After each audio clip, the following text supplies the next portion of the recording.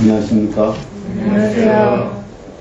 요즘에 코로나 바이러스로 아주 우리나라와 세계가 많이 힘들은데, 사실은 아까 기도한 것처럼 코로나 바이러스보다 더 무서운 것은 죄의 바이러스죠. 죄가 사실은 더 무서운 것입니다.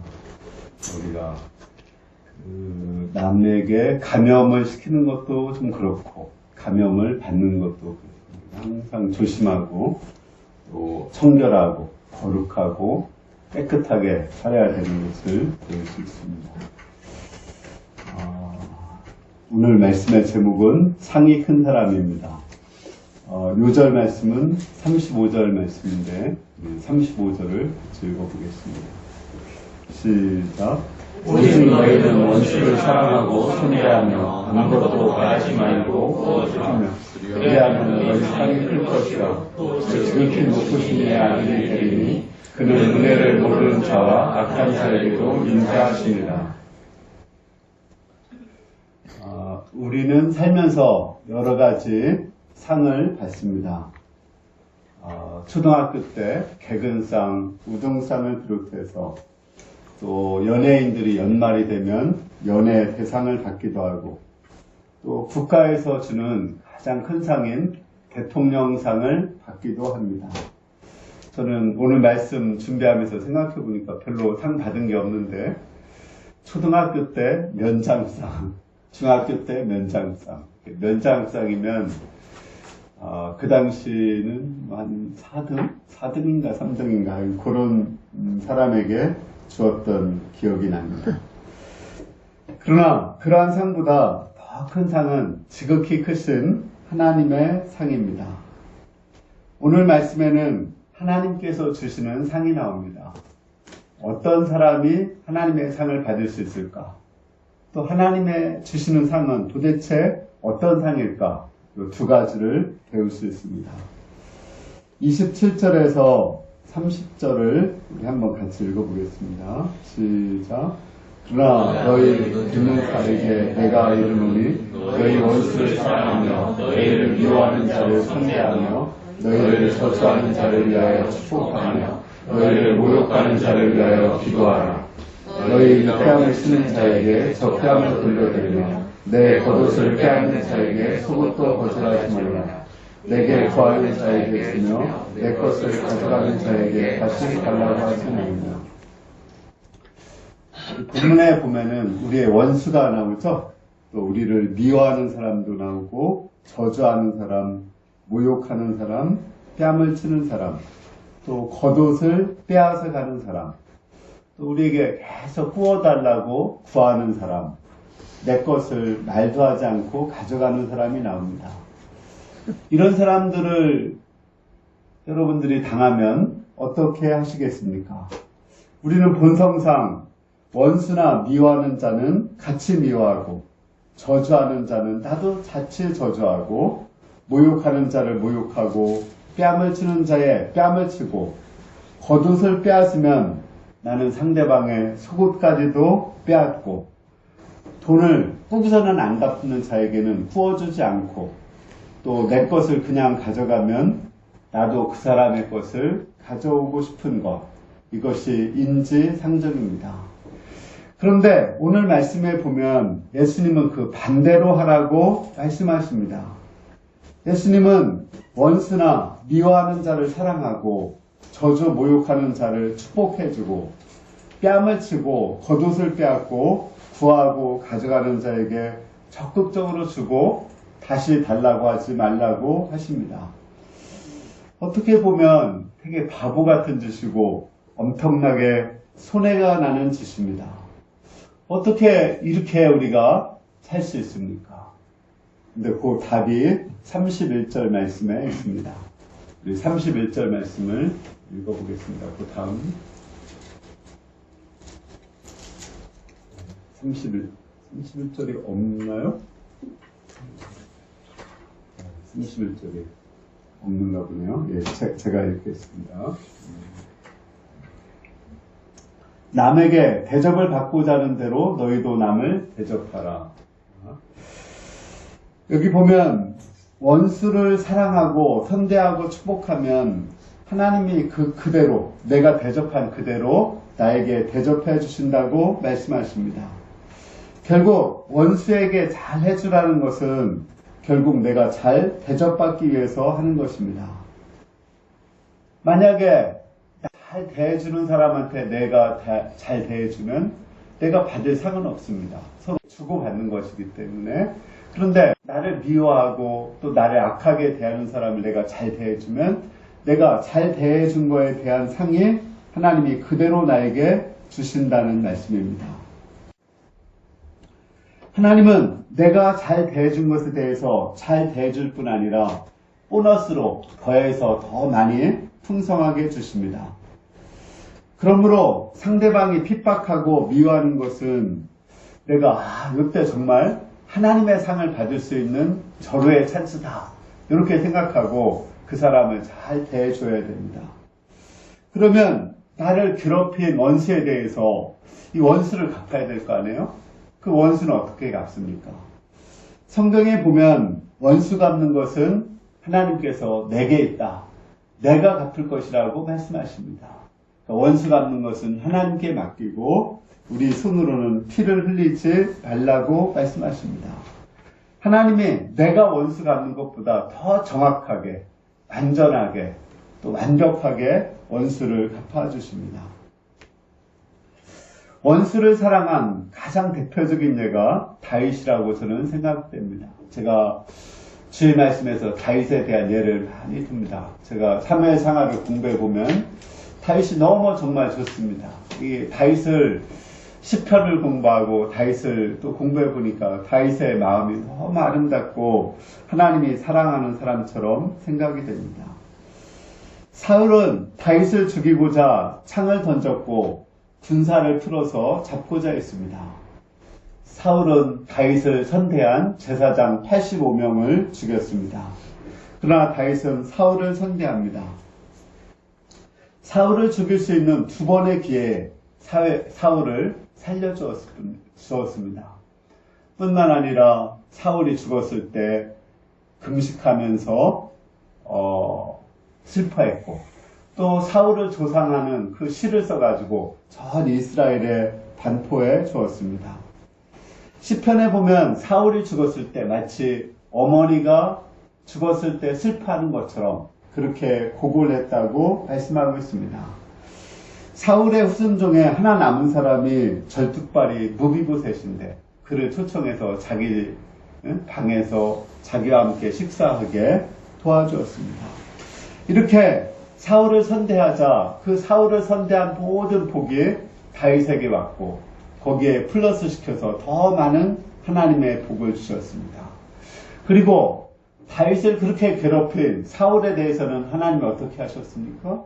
하나님이 블레셋 사람을 통해서 그를 치셨고 그는 자살해서 나중에 죽음을 당했습니다. 하나님이 심판은 하나님이 하셨고 상은 다윗이 받았습니다. 이처럼 우리를 이렇게 괴롭히고 고통을 주는 사람, 그 사람을 선대하는 것이 내가 복을 받는 것이고 내가 축복받는 길이라고 말씀하십니다. 제가 이런 예화는 지금 한두 번 들었지만 이건 너무 좋은 예화이기 때문에 또 반복해서 좀 듭니다. 이런 것은 반복해도 역사이기 때문에 괜찮다고 생각이 됩니다. 우리 교회에 들어오는 길을 막은 사람이 무슨 씨입니다.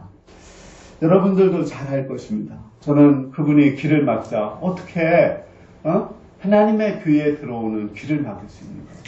분노가 일어나고 그 옆에 지나다니면 개가 이렇게 짖잖아요. 이 개한테 고기에다가 좀 독을 넣어가지고 개를 죽일까 이런 마음까지 들었습니다. 그러나 제가 이를 회개하고 그를 위해서 축복 기도를 하고자 결단했습니다. 우리 천안 UBF 기도 제목에 저 그분을 넣고 항상 그분이 예수님을 믿고 잘 되도록 우리는 기도를 했습니다. 하나님께서 우리의 원수를 갚아서 그는 망해서 아주 헐값에 땅과 집을 팔고 갔지만 축복은 우리한테 그대로 왔습니다. 우리 이 리치벨 쪽으로 나가는 길을 하나님께서 담장을 하시고 길을 내어주셨습니다. 제가 그 담장을 헐을 때 그 사진을 찍은 게 있는데, 정말 홍해를 가르는 그런 느낌으로 제가 그 담장을 헐었습니다. 그래서 그 길을 냈기 때문에 이제 새로운 길에 우리가 주차할 수 있는 공간도 좀 자유롭게 주차할 수 있는 공간도 생겼고, 또 단대나 백석대나 이런 곳에 갈 때 더 빠르게 갈 수 있게 되었습니다. 뿐만 아니라 그곳으로 가스와 수도가 들어와서 우리가 아주 지금 평온하게 잘 살고 있습니다. 또한 예전 길도 재판에 이겼고 그 재판 비용을 그 사람이 내도록 판결이 나와서 또 그걸 통해서 우리 교회가 맹지가 되지 않게 되었습니다. 그러니까 그 옛날 길이 나지 않으면 우리 교회가 건축 허가를 받을 수가 없습니다. 맹지가 되고 이 땅은 아주 헐값에 팔 수밖에 없습니다. 그러나 하나님께서 이제 그 길도 내주시고 모든 면에서 하나님이 넘치도록 축복하여 주셨습니다. 그래서 저는 그 길로 들어올 때마다 와, 하나님이 홍해를 가셨구나. 정말 나한테 고통을 주고 괴롭히는 사람을 잘 대하고 축복기도 해주는 것이 나한테 얼마나 큰 은혜가 되는가, 이것을 체험하고 감격을 느낍니다. 또 수돗물을 쓸 때마다 가스에 따뜻한 그 방 안에 들어올 때마다 정말 하나님의 은혜를 느낍니다. 이것이 우리가 이렇게 체험한 것이고 또 현재 상황에서도 우리가 지속적으로 체험할 수 있는 것입니다. 그런데 우리는 원수하면 되게 멀리 있는 사람 같죠? 근데 사실은 대부분의 사람들이 또 통계학적으로 보면은 원수는 멀리 있는 것이 아니라 아주 가까이 있다고 말합니다. 예수님은 누가 원수라고 말했는지 아십니까? 가족이 원수라고 말씀했습니다. 또 실제 사람들을 보면은 가족들하고 맨날 이렇게 같이 지내기 때문에 가족들에게 피해를 많이 보게 됩니다. 그리고 가족한테 또 피해를 보고 상처를 받으니까 그 상처를 가족들에게 돌려주고 또 그 가족들에게 받은 상처를 또 다른 사람들에게 돌려주어서 이런 악순환이 일어납니다. 가족이 가장 행복해야 되는 곳인데 우리 인간이 죄의 본성이 있기 때문에 그렇게 다른 사람들에게 상처를 주고 또 상처를 받기도 합니다. 특히 부부간에 이러한 상처가 반복되면은 그 부부가 정말 견디지 못해서 나중에 이혼을 하게 되는 것입니다. 그 이혼한 사람들을 예를 들어보면은 정말 두 사람 다 맞거든요. 누구를 비방할 수가 없습니다. 다 이해가 돼요. 그렇지만 오늘 말씀, 우리가 하나님을 믿으면 달라지는 것입니다. 하나님을 믿으면 그 상처를 받아도 선대를 하면 되니까, 그러면 자기가 복을 받으니까 선으로 악을 이길 수가 있게 됩니다. 저도 사실은 우리 가족들에게 저도 그 마음에 고슴도치 같이, 우리는 다 고슴지치 같아서, 옛날에는 우리는 양 같아서 이렇게 말했지만 제가 볼 때 현대인을 보면은 다 죄가 있기 때문에 사람은 다 고슴도치 같은 것 같습니다. 저도 고슴도치 같아서 제 아내에게 또 자녀들에게 또 형제들에게 부모에게 제가 상처를 많이 준 자였습니다. 그렇지만 특히 이제 우리 가족들 또 아내인 모니카 동역자가 또 저를 잘 선대를 해 주었습니다. 또 우리 자녀들도 저를 선대해 주었고 또 저도 상처를 또 때로는 받을 때 선대를 하고자 노력을 했습니다. 그렇게 하다 보니까 하나님의 상이 서로 가운데 임하고 가족이 점점점 천국처럼 변해되는 것을 제가 체험하고 있습니다. 이것이 바로 원수를 선으로 갚는 것, 이것이 가족이 행복하게 되고 천국처럼 되는 것이라는 것을 깨닫게 되었습니다. 이것은 교회도 마찬가지입니다. 이게 교회도 그냥 멀리서 보고 일주일에 한 번씩 만나고 이러는 것은 별로 상처 안 받습니다. 그런데 이제 성도들 간에 가까이 지내고 친하게 지내고 자주 만나고 또 제자 양성을 하고 목자가 양을 치다 보면은 그 목자도 양도 마음에 상처를 받을 때가 있습니다. 그러나 그때 내가 상처를 받았으니까 그 상처를 돌려줘야지 이렇게 하다 보면 둘 다 큰 상처를 받고 또 목자는 더 이상 양을 치고 싶은 마음이 들지 않습니다. 또 양도 목자한테 상처를 받고 떠나는 경우도 있습니다. 또 오랜 교회에서 또 몇 명이 안 되는 그 교회지만 오래 같이 있다 보면 서로 상처 주는 경우가 있습니다. 그러나 그때가 내가 하나님의 상을 받을 때다 이렇게 생각하고 서로 선을 행하다 보면은 서로가 상을 받으니까 그 상처를 받았을 때 선을 대하면 서로가 상을 받기 때문에 점점점 상이 커져서 은혜가 넘치고 교회도 천국처럼 변화되는 것을 알 수 있습니다. 32절에서 34절을 보십시오. 너희가 만일 너희를 사랑하는 자만을 사랑하면 칭찬받을 것이 무엇이냐? 죄인들도 사랑하는 자를 사랑하느니라. 너희가 만일 선대하는 자만을 선대하면 칭찬받을 것이 무엇이냐? 죄인들도 이같이 하느니라. 사랑하는 자를 사랑하면 하나님께 칭찬받을 것이 없습니다. 하나님을 알지 못하는 죄인들도 사랑하는 자를 사랑합니다. 선대하는 자를 선대하는 것도 하나님의 칭찬은 없습니다. 받기를 바라고 꾸어 죽으면 칭찬받을 것이 없습니다. 대부분 이렇게 상갓집이나 또는 아니면은 이제 그 결혼식 이런데 이제 축의금이나 부의금을 낼 경우 있죠. 그거 내가 축의금 내고 부의금 낸다고 해서 상 받을까요? 상 받을 거 없습니다. 왜냐하면 내가 그 준 만큼 나중에 돌려받으려고 하는 그 마음을 가지고 내거든요. 대부분이 그렇습니다. 차라리 이렇게 나한테 줄 것이 없는 사람 그런 분이 있더라고요. 나한테 줄 것이 없는 사람한테 그런 사람만 골라서 부족돈이나 축의금을 내는 사람이 있다고 하는데 그런 상은 하나님께서 고스란히 자기한테 상을 주시는 것입니다.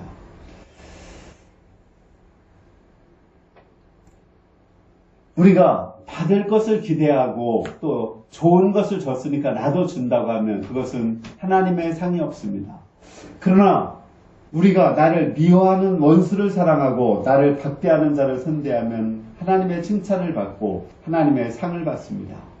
우리가 하나님의 살아계심과 상주심을 믿는다면 나한테 피해를 주는 사람, 또 나한테 아무런 도움이 되지 않는 사람, 이런 사람을 선대할 수가 있습니다.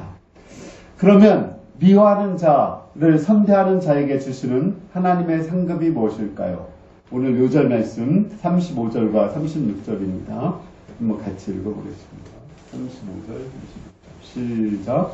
오직 너희는 원수를 사랑하고 선대하며 아무것도 바라지 말고 구워주라. 그리하면 너희 상이 클 것이요 또 지극히 높으신 이의 아들이 되리라.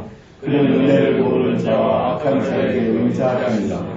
너희 아버지의 자비로움 같이 너희도 자비로운 자가 되라. 원수를 사랑하고 선대하며 아무것도 바라지 않고 구워주면 하나님의 상이 크다고 말씀했습니다. 가장 큰 상은 하나님의 지극히 크신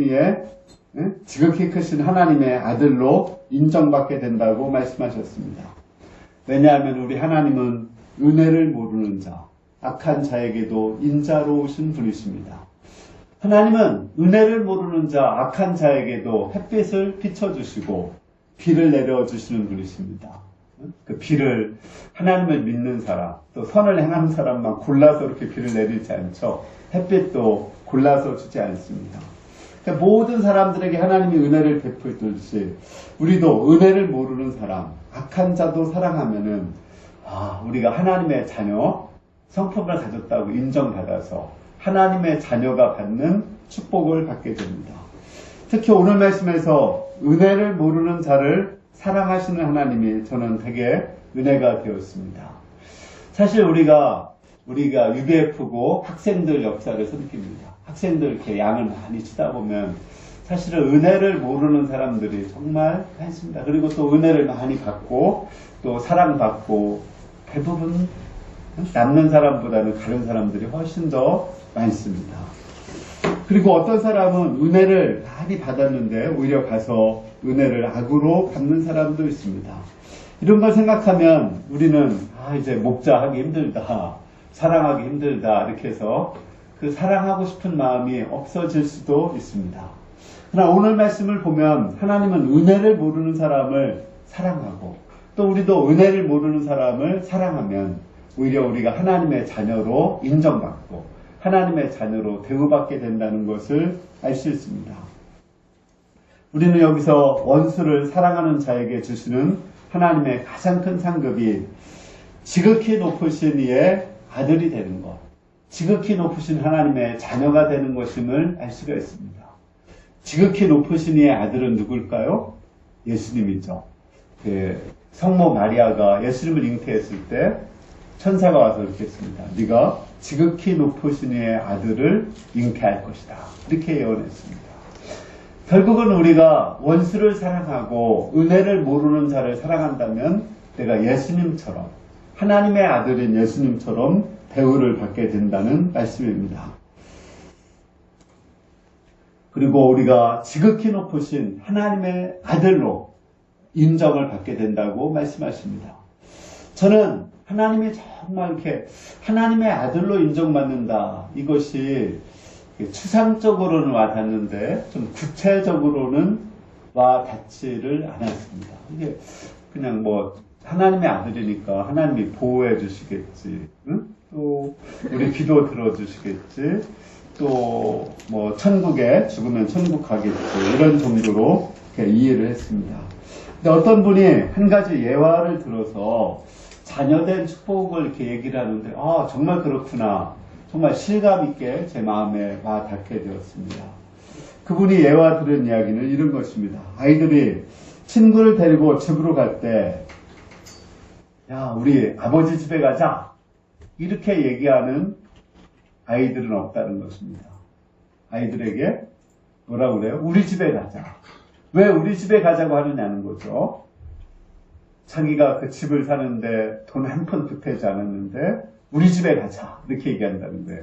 그것은 아버지의 것이 다 내 것이기 때문에. 그러니까 아들의 가장 큰 축복은 뭐냐면 아버지의 것이 다 내 것이 되는 거예요. 또 아버지가 돌아가시면 그 유산도 사실은 자녀에게 전부 가는 것이고, 또 아버지의 모든 것이 다 자기 것이 되고 함께 누릴 수가 있는 것입니다.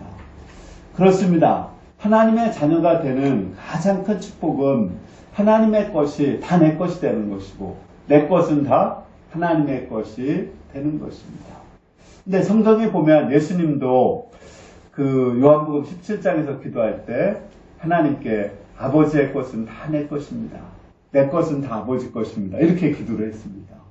그러니까 하나님의 것이 다 내 것이 되는 거, 이게 아들이 되는 가장 큰 축복입니다. 한 아프리카 선교사의 간증입니다.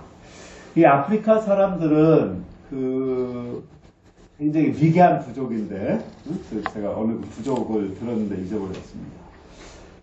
해와 달을 섬기고 바람을 섬기는 그러한 부족이었습니다. 그들은 비만 많이 내려도 두려워하고 바람만 많이 불어도 두려워하고 일식만 해도 두려워했습니다. 선교사님은 그들에게 가서 내가 저 해와 달과 별을 만든 사람을 안다, 이렇게 했습니다. 와, 그러니까 그 아프리카 부족 원주민들이 깜짝 놀랐습니다. 그러니까 이 선교사가 그 다음에 뭐라고 했냐면, 내가 저 해와 달과 별을 만든 사람의 아들이다, 이렇게 하니까 그 원주민들이 깜짝 놀라서 다 엎드려졌다고 합니다. 엄청난 축복인 거죠. 우리가 해와 달과 별과 지구와 우주를 만드신 그 하나님의 아들이고 그 하나님의 딸들인 것입니다.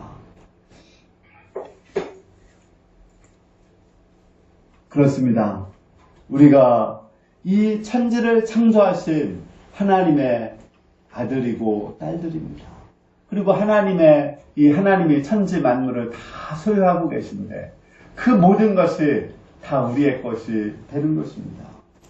창조주 하나님의 것이 다 우리의 것이 됩니다. 우리 하나님은 최고의 부자입니다. 그렇다면 우리도 최고의 부자인 것입니다. 하나님은 최고의 권세자입니다. 그렇다면 우리도 최고의 권세자고, 하나님은 최고의 치료자이십니다. 우리도 최고의 치료자가 되십니다.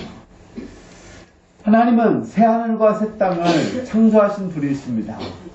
새하늘과 새 땅이 우리의 집이 되고 천국이 우리의 집이 될 것입니다. 그런데 하나님의 것이 다 우리 것이다. 이게 우리 받아들여지죠? 응? 하나님은 우리 아버지니까, 그죠? 그런데 한 가지 의문이 생깁니다. 하나님이 최고의 부자라면 도대체 아들인 우리는 왜 가난할까? 이런 의문이 생깁니다. 하나님은 최고의 의사인데 때로는 왜 우리가 질병에 시달릴까 하는 그런 의심이 듭니다.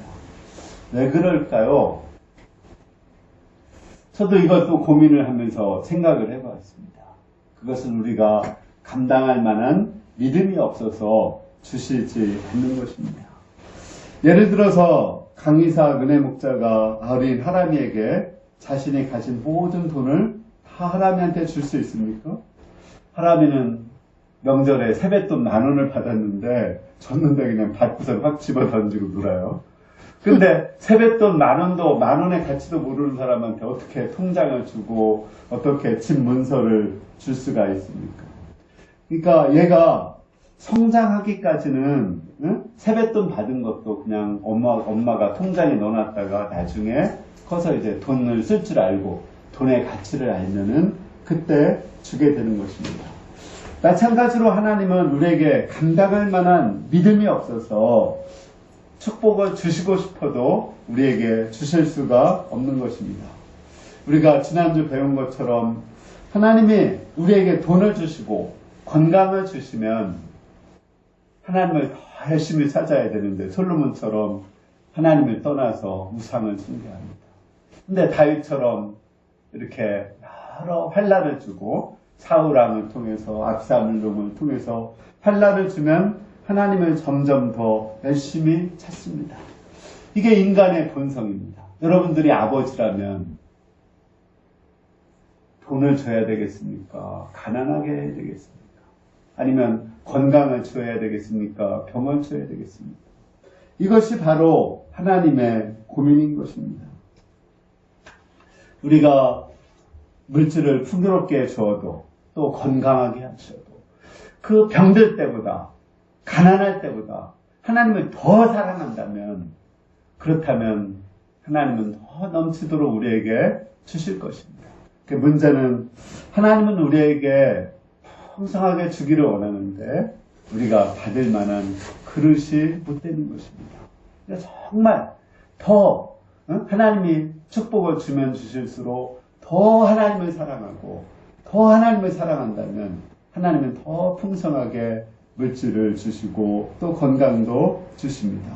중요한 것은 우리가 하나님의 축복을 주실 만한 그릇이 되고 내면성을 갖는 것이 중요한 것입니다. 세 번째, 결론적으로 하나님은 깨어진 그릇이라도 사랑받는 자녀입니다. 우리가 비록 가난하고 병들었어도 우리는 지극히 높으신 하나님의 자녀입니다.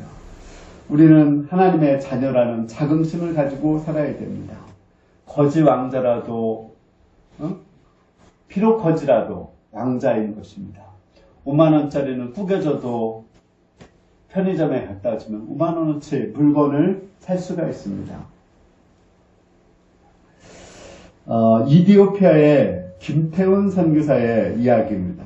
그분은 서울의대를 졸업하시고 외과 의사고 서울대와 서울 아산병원에서 간이식 전문 의사로 일을 했습니다.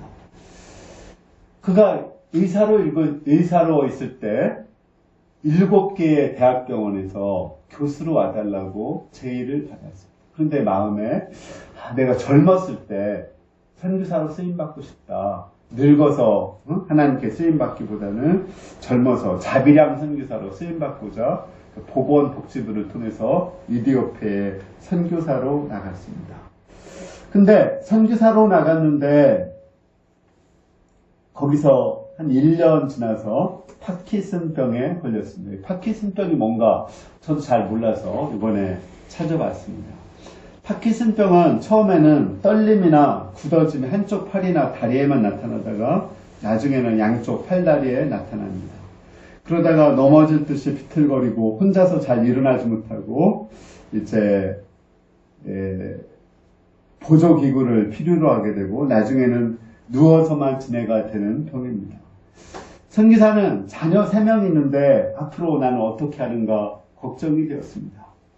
자신은 이제 아무것도 하지 못하는 깨진 그릇처럼 생각이 되었습니다. 그는 하나님께 깨진 그릇은 아무 일도 할 수 없지 않느냐고 이렇게 질문을 했습니다. 그러나 하나님은 그에게 마음에 감동을 주시고 깨진 그릇이기 때문에 내가 너를 쓸 수 있다.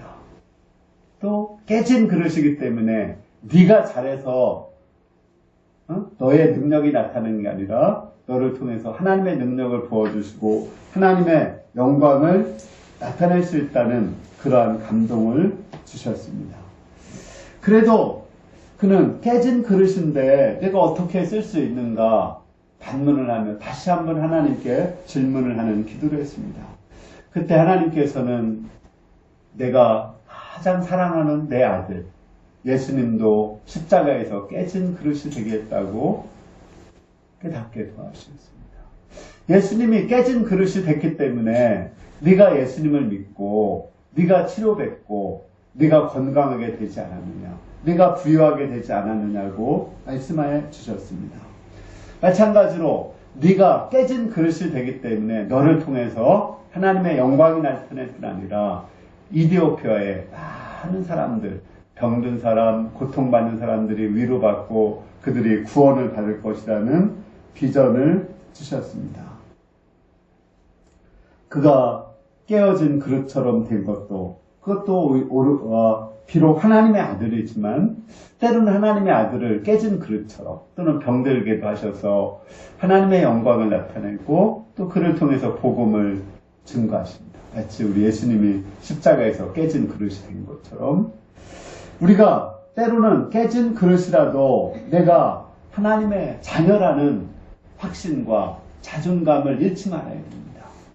우리 예수님을 십자가에서 부활시켜서 하나님의 영광을 나타내듯이 깨진 그릇으로 끝나는 것이 아닙니다. 그를 통해서 부활의 영광이 나타나고 하나님의 영광이 나타나고 또 많은 사람들에게 위로가 되고 복음이 전파되게 됩니다. 우리가 때로는 병으로, 때로는 실패해서, 때로는 직장 문제로 깨진 그릇과 같을지라도 우리는 지극히 크신 하나님의 자녀입니다. 하나님은 깨진 그릇과 같은 우리를 통해서 복음을 전하고 부활의 영광을 주시기 원하십니다. 저는 정말 왜 우리 그 하나님의 자녀인데, 우리가 정말 지극히 높으신 하나님의 자녀인데 때로 왜 병들게 하고 가난하게 하고 깨지게 하는가? 그거에 대해서 오늘 말씀을 이렇게 공부하면서 조금 이해가 되었습니다. 우리 가족 가운데 이제 좀 가족 얘기를 하는 건 좀 조심스럽긴 하지만 우리 큰형이 예수님을 믿고 한 14, 15년 전에 예수님을 믿고 이제 정말 변화되고 집사가 되고 또 성경도 필사하고 우리 가정도 추도예배 분이 작년에 담도암에 걸리셨습니다. 근데 지난주에는 이제 담도암에 걸려서 이게 말기 증상이네 복수가 차는 거예요. 복수가 차서 병원에 입원해서 이제 주사바늘로 복수를 2번이나 빼냈습니다. 왜 이런 일이 있는가? 하나님의 사랑하고 이제 예수 안 믿는 사람 안 믿어서 그렇게 됐으나 예수 믿게 하려고 좀 그렇다. 이게 좀 이해가 되거든요.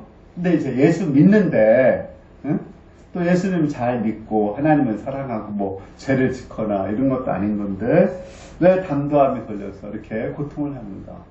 또 그 큰형을 위해서 제가 기도를 정말 많이 하고 또 복수가 차지 않도록 기도를 했습니다. 그리고 지난주에 가서 제가 이렇게 안수 기도를 해주는데 정말 눈물이 많이 제가 쏟아졌습니다.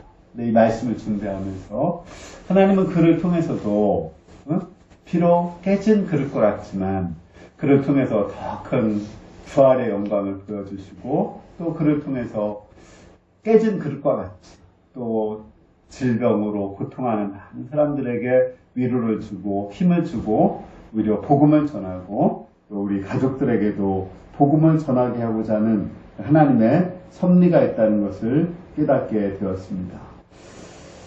우리가 비록 깨어진 그릇이라도 하나님의 자녀로서 긍지를 가지고 우리를 통해서 하나님의 영광이 나타날 수 있기를 기도합니다. 우리를 통해서 복음이 전해지고 또 그냥 깨진 그릇으로만 있는 것이 아니라 예수님도 십자가에 깨어진 그릇으로만 있는 것이 아니라 부활의 영광이 나타나고 하나님 나라에 올라갔듯이 우리를 통해서 부활의 영광이 나타나고 하나님의 영광이 우리를 통해서 충만하게 나타날 수 있기를 기도합니다. 오늘 말씀 생각하면서